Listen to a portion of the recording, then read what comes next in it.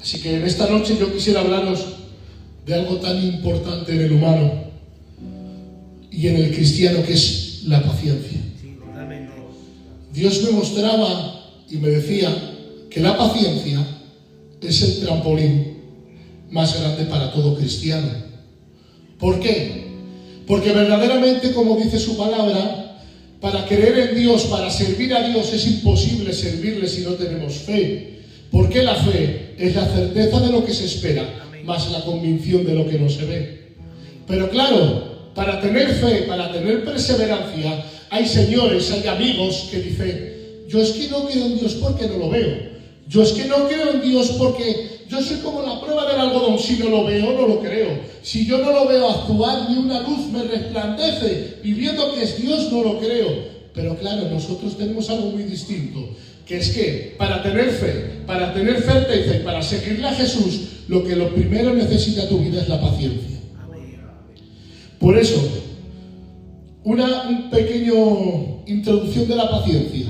La palabra que yo busqué en un diccionario, en un cristiano evangélico, ¿vale? Y ponía un significado muy bonito que lo redactaba muy fácil, y es: la paciencia implica la capacidad de soportar las adversidades.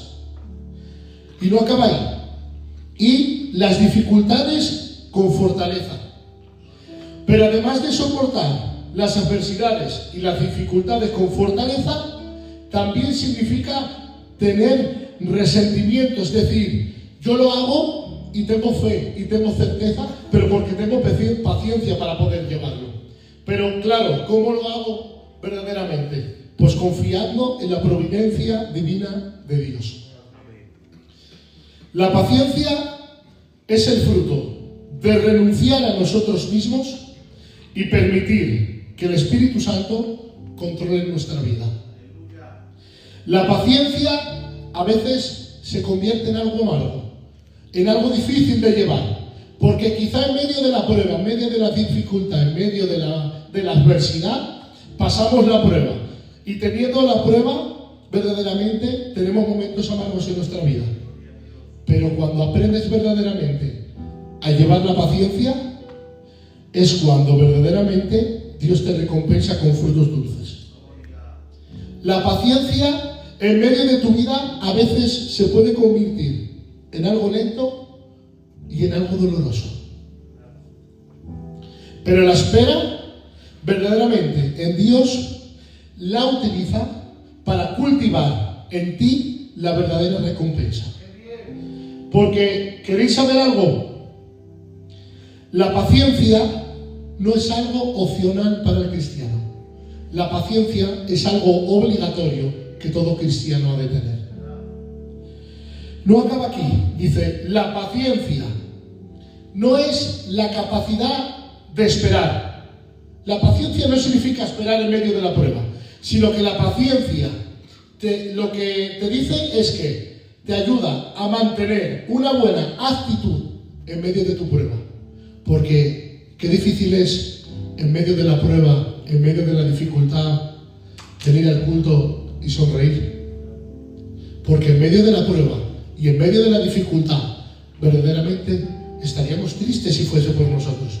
Pero verdaderamente la paciencia en medio de la prueba es lo que nos ayuda verdaderamente a seguir siendo cristianos como somos. Pero mirad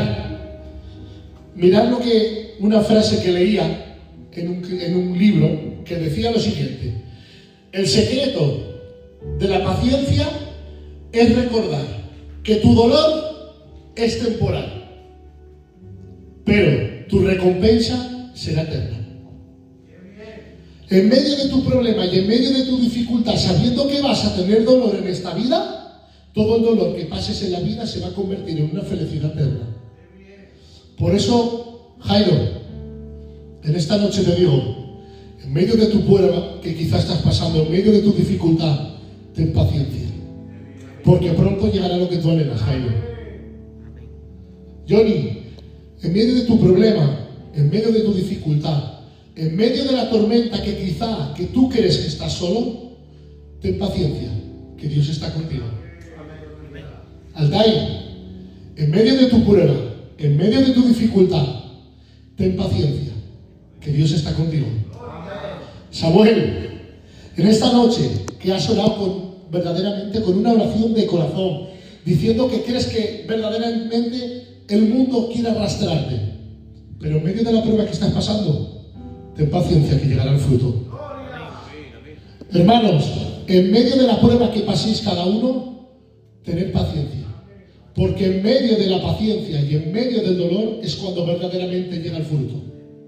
Una vez, si recordáis, para acabar, porque me está viniendo ahora a la mente, el Jonah, creo que fue, predicó de cómo se hacían unas espadas con un filo, que verdaderamente el hierro tenían que pasarlo por unas temperaturas tan elevadas, tan elevadas, tan elevadas, para que ese hierro verdaderamente se pudiera moldear a la forma de la espada y que verdaderamente fuera una espada para pelear con ella en la batalla. En medio de tu problema, en medio de tu dificultad, deja que Dios te suba a la temperatura más alta que pueda dar tu vida para que luego sea solo un utensilio en medio de la guerra. Que Dios os bendiga mucho. Estas eran mis palabras, ¿vale? Espero haberles hecho bien y que Dios os bendiga mucho. Bueno, hermanos, que Dios os bendiga a todos los que estéis aquí presentes. Amén. Espero que sea de bendición este fruto que os voy a dar a continuación sobre la benignidad. Amén. Uno de los frutos de los más importantes. Hay una gran comparación entre bondad y benignidad, que es lo que voy a hablar ahora a continuación. En la Biblia, la benignidad se define como una actitud de corazón amable y compasiva, siendo considerada una de las manifestaciones del Espíritu Santo. Así como la palabra benigno, ser bueno o ser natural, es alguien cuya esencia parece como de clemencia o dulzura. Qué bonito. Parece predispuesta al bien y a la bondad. Pasaría a hacer el bien en una determinada situación. Y hay un versículo en la Biblia que sería como Efesios capítulo 4, versículo 32, antes sed benignos unos con otros, misericordiosos, perdonándoos unos a otros, como Dios también perdonó a vosotros en Cristo. Otro versículo también podría dar, sería Romanos capítulo 2, versículo 4, o menosprecias las riquezas de su benignidad, paciencia y longanimidad, ignorando que su benignidad te guía al arrepentimiento. La benignidad, en griego, sería su significado como cherestotes, resaltando la gentileza y la disposición a ayudar a los demás, a hacer las cosas con dulzura.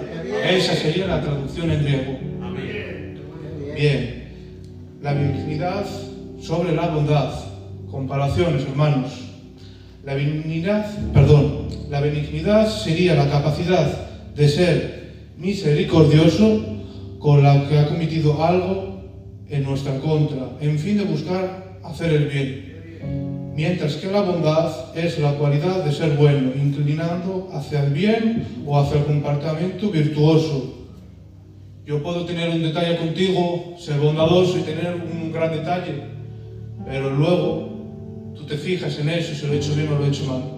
Pero si yo quiero ser una persona de benignidad, yo quiero ser venidero hacia las cosas de Dios. Yo espero las cosas en Dios. Yo quiero ser grande para el Señor y que venga de bien. Benignidad se refiere a una disposición amable y compasiva, mientras que la bondad se enfoca más en las acciones que una persona realiza para beneficiar a los demás. Ese sería el significado de benignidad. Seamos benevolentes, seamos dulces, seamos grandes para las cosas de Dios, esperemos las cosas con cariño hacia el Señor. Busquemos a Dios con benignidad, con amor y con dulzura. Muy bien. Espero, hermanos en Cristo, que os haya sido de bendición. Que Dios os bendiga. Para comenzar quiero expresar y decir algo muy importante que para estudiar en este caso la bondad, o tanto el amor o el gozo, la paz, la paciencia, la benignidad, la bondad, no se mide desde nuestra bondad o nuestra paciencia o nuestro amor, sino a través de su bondad, su paciencia, su amor, porque es el fruto del Espíritu.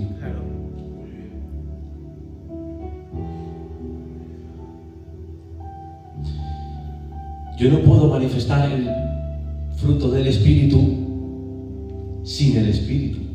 Claro. No puedo expresar el carácter de Dios si Dios no vive en mí. No puedo expresar a Cristo si Cristo no vive en mí. Por eso quiero mirar la bondad mirando al Señor. ¿Qué es la bondad de Dios?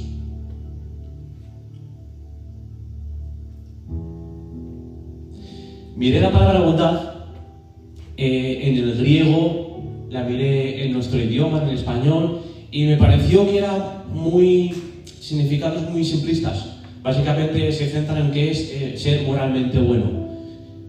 Pero cuando encontré la palabra bondad en el hebreo, encontré un tesoro.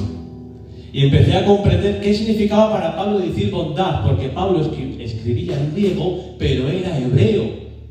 Aunque escribía en griego, sus pensamientos eran en hebreo, y él pensaba en lo siguiente cada vez que dijo la palabra bondad. Bondad en el hebreo se pronuncia tov, son T-O-V, y significa algo más que ser moralmente bueno. Sin embargo, en la Biblia, en varios pasajes, aparece esa palabra en diferentes contextos. También se puede traducir como ser adecuado y correcto. Eso es la palabra bondad en el hebreo. Ser adecuado y correcto.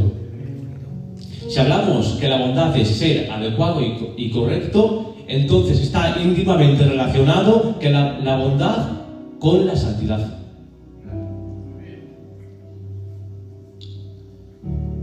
¿Cómo puedo ver la bondad de Dios entendiendo que tiene que ver con ser adecuado y correcto?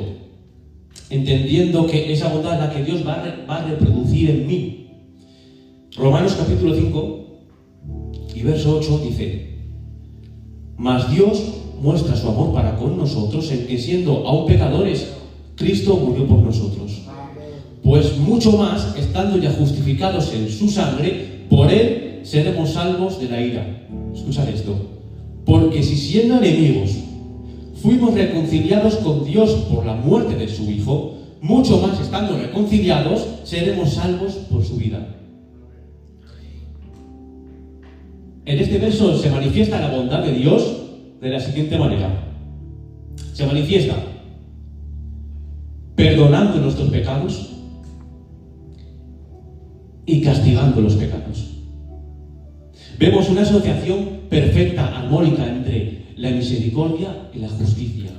La misericordia, Dios perdonando nuestros pecados en Cristo, y la justicia no tolerando el pecado, sino castigándolo, aplastando a su Hijo en la cruz.